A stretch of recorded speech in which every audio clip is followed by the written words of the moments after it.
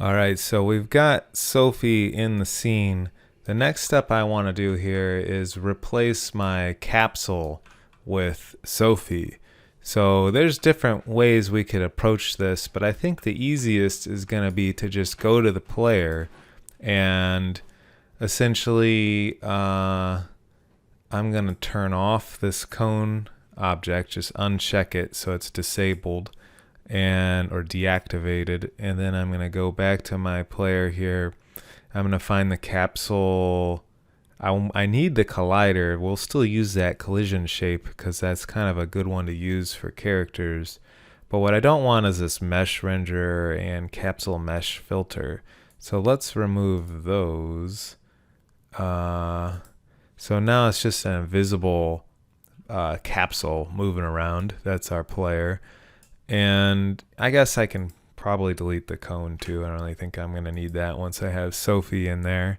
And I'm going to take this model and I'm going to drag it so that it's a child of my player. But you'll see now it's offset. So the player's way over here, character's way over there. So we need to go to its transform and let's zero out the X and the Z here. But I think I want to keep the Y at -1 because that seems to make the character be on the floor. And so if I select the player now, we can kind of get an idea of how the collision is mapping to her visuals. So she's a little shorter than our player. It's important since we've been testing the game. I mean, this game, quote unquote, it doesn't really have much content. But for example, we have built our gray box and our doors around a specific scale character. So I want to make sure that my character kind of matches the game that I've been making, because it's common that you're going to gray box the world and set up the metrics, like how fast you can move, how far you can jump, things like that, how wide a hallway should be before you have art. So I need to make sure that my character art matches that. So I'm going to click on her and I'm going to get my scale tool here, this guy. And if you have Pro Builder, if you're on one of the other tools besides object selection, it might hide it. And this bolt gizmo is kind of taking up a lot of room. So I'm going to, if you go to the gizmos drop down, you can shrink the gizmos a little. I still like seeing them because it can be helpful, but it was a little large. And I'm going to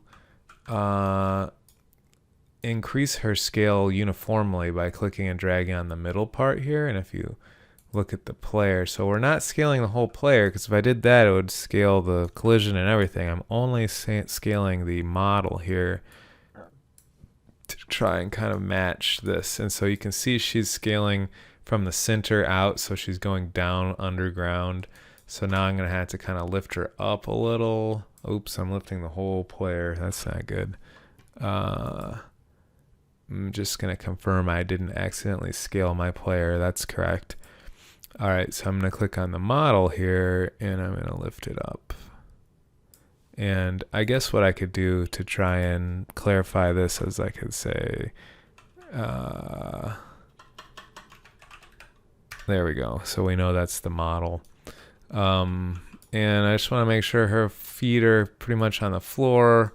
It might be useful to use the side view with the orthographic toggle there, except I can't see the floor, but the floor is on this plane, so I can kind of use that, and it actually looks really good, I think, so I'm okay with that then.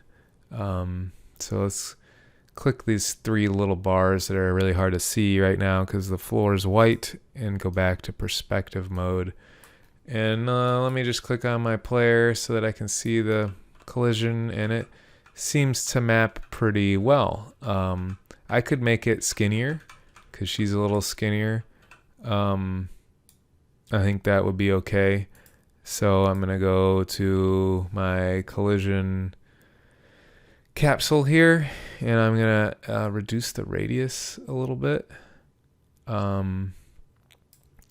And I think we're in good shape then. So now if I hit play, you will see she's gonna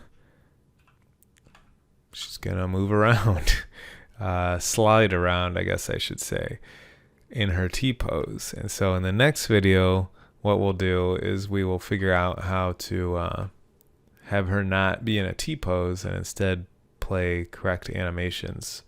So I'm going to stop it, save my scene, save my project, and I'm going to commit this thing. So we'll just say added these, maybe I'll rephrase that, replaced capsule visual with Sophie model for player. All right, there we go. Let's commit that thing. I don't know if I spelled capsule right. Oh well.